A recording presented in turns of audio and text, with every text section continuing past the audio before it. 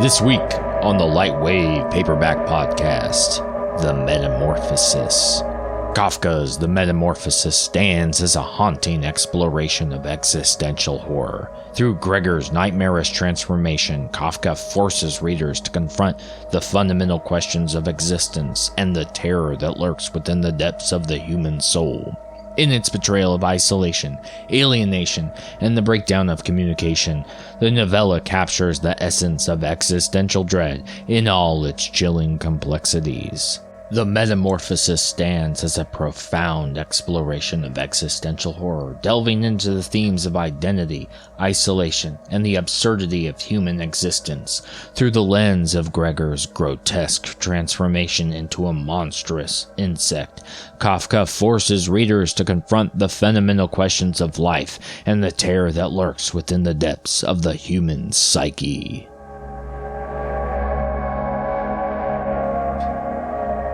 Hey, what's good? So, I, for whatever reason, just kind of randomly picked to read The Metamorphosis this week. I think just because the last book I read was really long, I just felt like reading a smaller one, and that's often something that I like to do, is that if I read a really long novel, I like to read either a nonfiction afterwards, just to kind of do a palate cleanser, or a short one. And so this time it was The Metamorphosis, just a shorter book, just to kind of, short story or novella, just to kind of get out of the, the longer novel and into the next one. So this one just randomly popped up for me, maybe because I was reading 1Q84, and I know that Murakami's also wrote Kafka on the Shore. I don't know, for some reason Kafka was just in my mind, and I haven't read Kafka literally for 19 or 20 years ago. So, I kind of remember the basis of the story, but I didn't remember any of the details whatsoever, and it was free on the Kindle, so I picked it up and just started reading it, and really enjoyed it. Really from the first page, it grabbed me. So, I remember liking it when I was, roughly 19 or 20 years ago. I think I was 19 or 20 at that time. And I really enjoyed it then, but I don't remember any of the details. And of course, I'm a much different person now than I was then. But I still like some of the same stuff, so it was possible that I would still like it. And I did, and I think I enjoyed it more now than I did then. Just right from the beginning, spoiler alert, Gregor wakes up and he realizes that not only did he sleep in for work, and not only is he late for work, but something is wrong. So he has that feeling of, oh my God, I overslept. I have to get to work. That's his first thought, which we've all had, right? We've all had that feeling of, oh my God, something's wrong.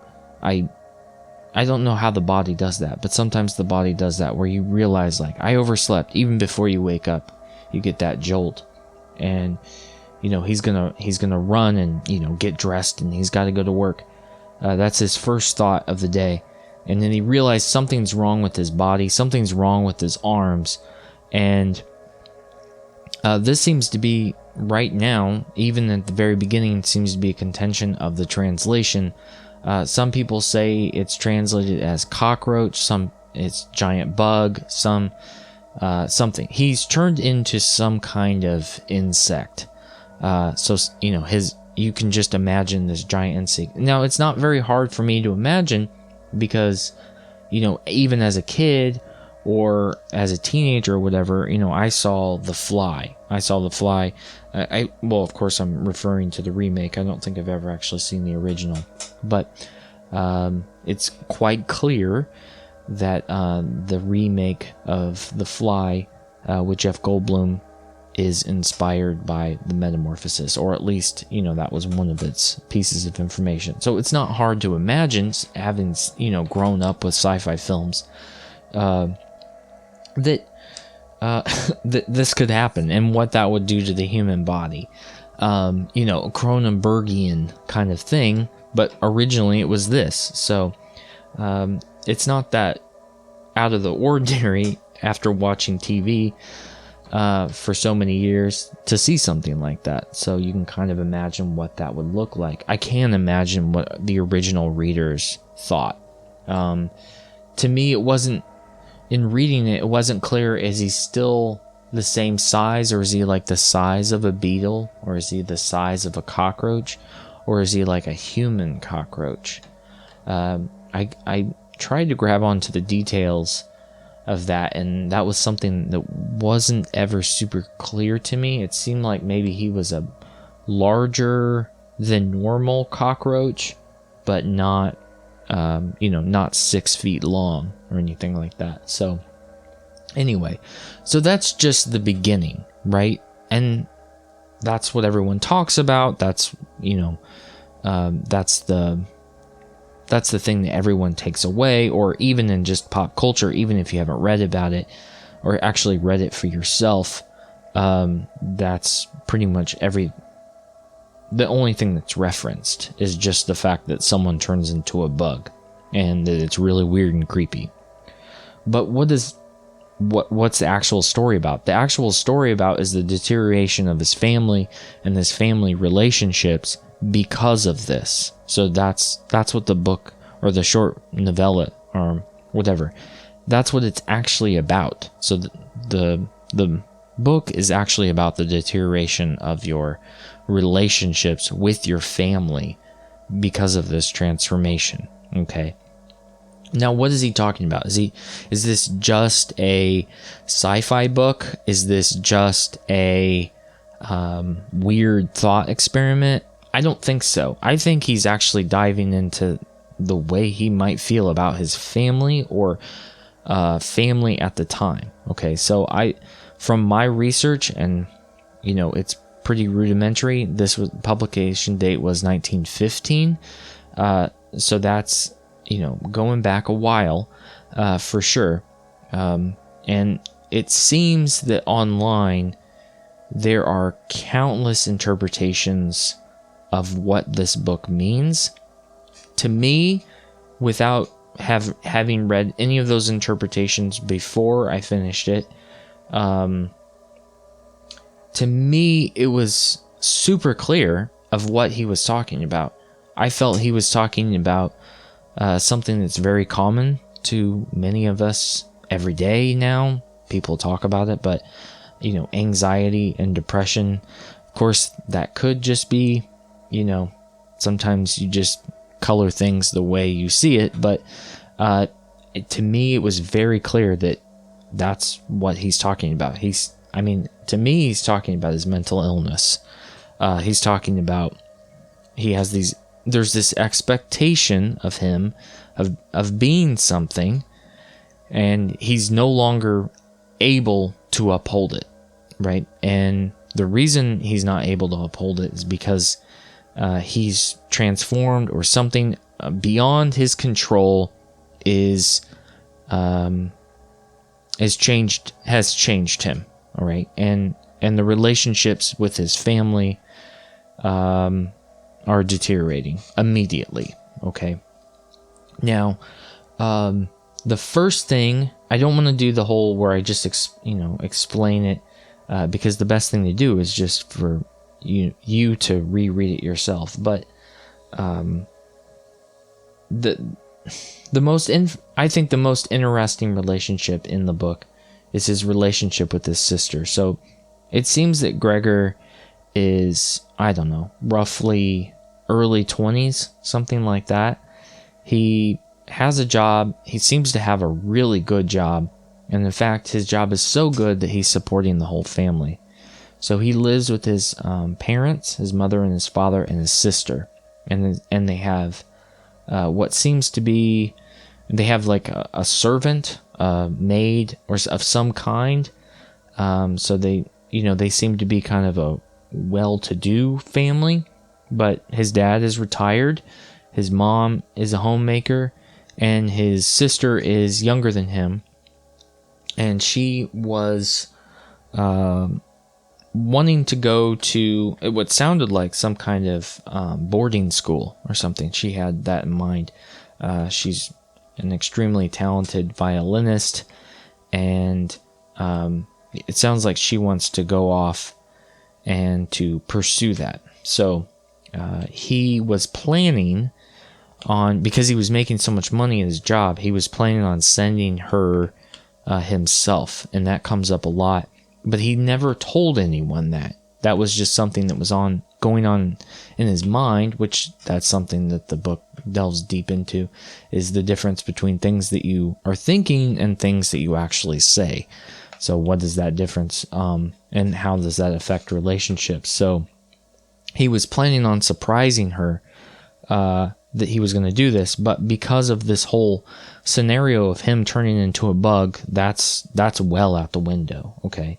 But as we start, it appears that Gregor has a pretty high standing in the family because he's the one financially supporting the family. So I don't think he noticed this. I think he just thought it was natural that, I think he just assumed his position. He didn't appear to have an ego, but of course we only meet him after the transformation. We never knew him before.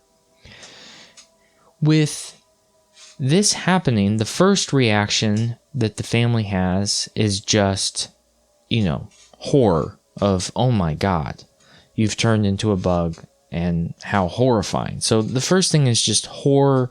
You can imagine shrieking, just, seeing a ghost, that kind of, just seeing a monster, oh my God. And at first it's, this is probably only temporary. I'm going to change back. Everything's fine. We just have to figure this out. His boss comes. His boss is upset. You need to come out here. I know you're just hiding. That kind of thing. And it appears that he probably loses his job fairly quickly within a day or two. It's also, time is very difficult to figure out in this book of how fast time is passing. It's not clear, and I think that's part of the intention, is that time is slipping away the more he seems to transform more into the bug as time goes on, but we don't know because we're learning it from his perspective. But he seems to become more and more and more cockroach-like as time goes on. We know that from the way characters outside of him respond to him. But anyway, so it's clear that he had a pretty high status in the family before this occurs. And the way we know that is because of how it changes. So at first, it's, oh, poor Gregor, what are we going to do? How are we going to help him? We have to continue to help him. So, his sister brings food to him. They all agree that he should just stay in his room until this is figured out. So they bring food and they clean his room and they do everything they possibly can to make him as most comfortable as possible. But as time passes, he loses his job. Things are getting harder in the house. He's only causing them problems at this point. His status plummets, okay? Then they just start to resent him. And through that resentment, things change quickly. They seemingly no longer love him at some point, where he can't do anything at this point. He is just a giant cockroach, and he can't do anything for them. He's not supporting them. They're having financial troubles. They're dealing with this too, and there's nothing he can do. There's nothing that they can do for him in the end, and they just kind of abandon him, really. They bring around scraps as opposed to before they were bringing fine meals. It seemed that he was having trouble communicating of what food he liked, and food comes up a lot. Of course, it has to do with family, and family always ties in with food, so that makes sense. But food does seem to come up, and then at some point it seems like he's almost starving himself on purpose as some way of communicating, but it's not getting through, or maybe they just don't care, and that seems to be of interest. to Kafka, because the only other story I remember reading, I know that, when I was like 20, I read a book of short stories, and the only other one I remember was The Hunger Artist, which was also about starving yourself. So I think maybe there's a theme there. Maybe Kafka had a bit of a food issues too. But we see his status plummet. But also so his sister seemed to really be his ally, and then she stops because she's taking care of him, but she just kind of loses love for him in a way. And his father was retired, of course. He's portrayed as, older and just worn out. But he seems to get, I don't know if he's just trying to rise to the occasion, or if perhaps he was playing up how tired he was before, because he seems to get his energy back when he needs it.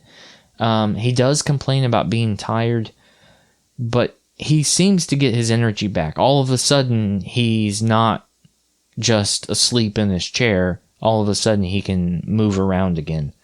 So I'm wondering if maybe he was playing up that he couldn't do anything before. That's not super clear to me of what's going on. But his mother is very sick. His mother has asthma, and it's absolutely brutal.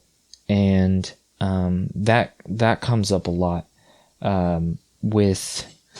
Eventually, the family has to take on renting out one of the rooms in the apartment because they don't have any money. And they rent it out to these 3 lodgers. And the lodgers are just, I don't know, you just think like businessmen on a business trip. They're rowdy, that kind of thing. They're not they're not part of the family. They're just on some kind of business trip or whatever. And they're pretty rowdy, and they were just like, oh, bring out that violin, let's have some music. And they want to drink and party, and they're smoking. You can imagine just a room filled with smoke, and the mother is in the room serving them, with her asthma problems, which has been set up, and they're just serving these men, and is there anything else we can get you? And that's kind of the way they treated Gregor before, but now these men are the ones that are bringing in the money, so they're the ones of the ultimate status, and their father is like serving them. We could play a different song if you want to, and Gregor can hear the music in the other room, and it's tormenting him, and he misses the relationship with his sister. He misses this. And also, there's a weird thing with his sister where he I don't want to use the word fantasizes, but he imagines like, I was going to surprise her I was going to send her to the conservatory, and I would be able to kiss her neck because now she doesn't wear a ribbon around her neck. And I thought that was kind of weird. Who would be so excited to kiss their sister's neck? I thought that was kind of strange, but maybe they had different relationships with their sister back then. I don't know. So that was strange. Seemed like he kind of loved his sister a little too intensely at points, but so we just see his status plummet, and eventually his room is just dusty and filthy, and then they just start storing furniture that they're not using anymore in his room, and he's just a cockroach or a beetle in the room by himself, and that's where he is. And eventually his sister proposes with the family. He overhears that we should just get rid of him. He's not Gregor anymore. You guys need to admit that's not Gregor, that's something else, and he's just a monster. Let's just get rid of him. And when he hears this, he realizes his time is out. He's not going to transform back, and he's done. And so he chooses, he crawls underneath a couch or something, and he dies. And so he chooses to die or something like that. I don't know if it's suicide, but somehow he chooses just to suffocate, and die. And so that's his end. And then the book ends, spoiler alert, even though it's over 100 years old. His family is overjoyed with his death, and they move out into the country, and they are just happily ever after that they no longer have to deal with him. Which is, the most emo thing you could possibly write in the world, but I have a feeling that maybe Kafka was having those feelings at that time. One line that made me laugh, it actually made me do a coffee spit take, was when he was like recounting, Gregor is the narrator, and he's recounting of like things that they say to him now, and he's like, and they call me that old dung beetle. They're like, oh, get over here, you old dung beetle. So they're no longer scared of him. They just don't even like him. Like he's just a loser now. No one loves him. He's just a mess. So that made me laugh. I couldn't believe how funny that was. Was like, get over here, you old dung beetle. That was a good one. So, yeah, I mean, yeah, it is a book about a guy that turns into a bug, but not really. I think really it's about family relationships, and when you can't meet the expectations of family members, what they've set for you, right? And I think we probably all experience that as we become adults.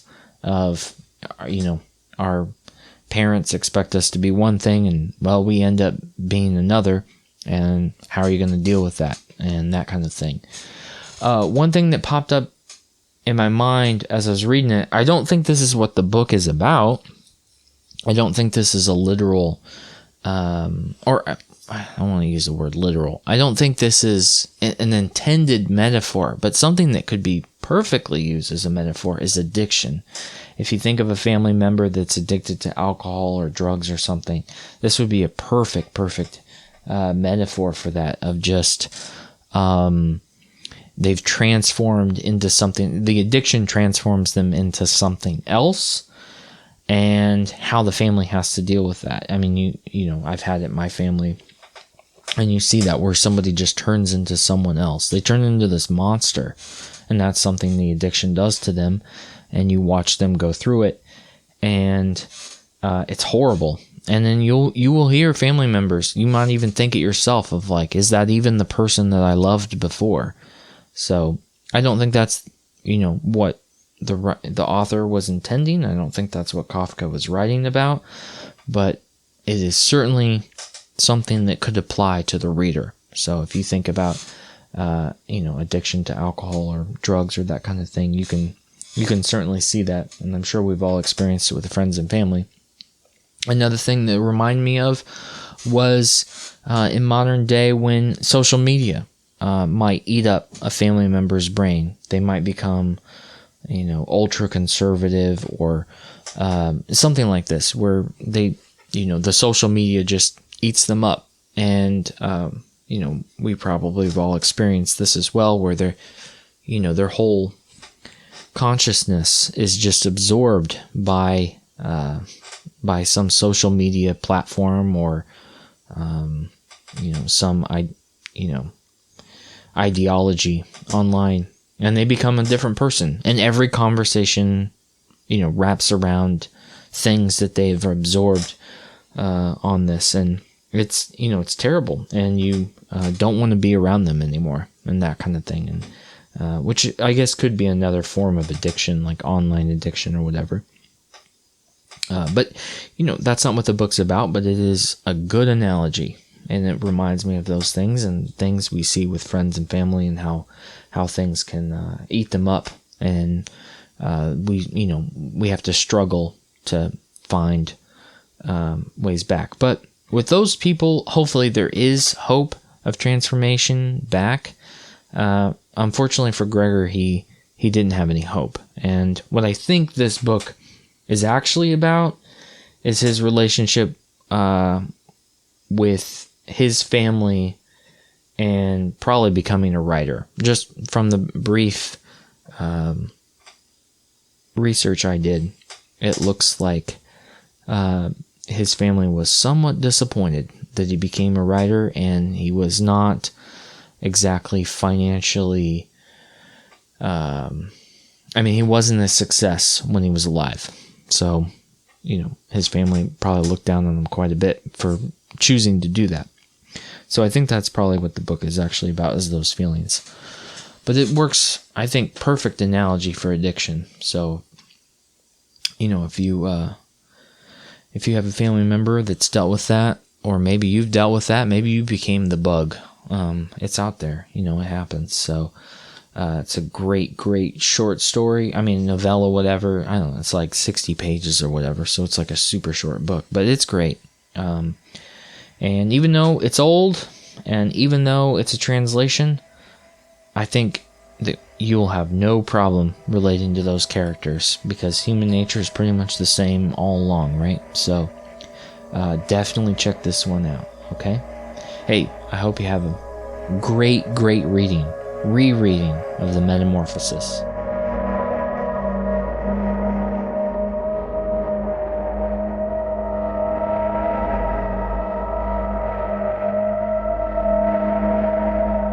Hey, if you like the podcast and you're thinking about getting a new phone, I would just like to point you towards the affiliate link in the description.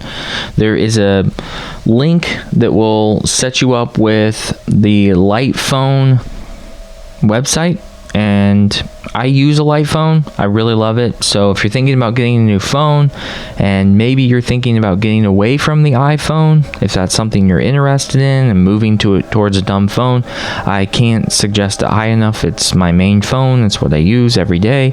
And if you use that affiliate link, I get a little on the top. Okay, so I get about a few dollars off of your purchase. So take a look at that, and if you're interested, use that affiliate link. All right, thanks.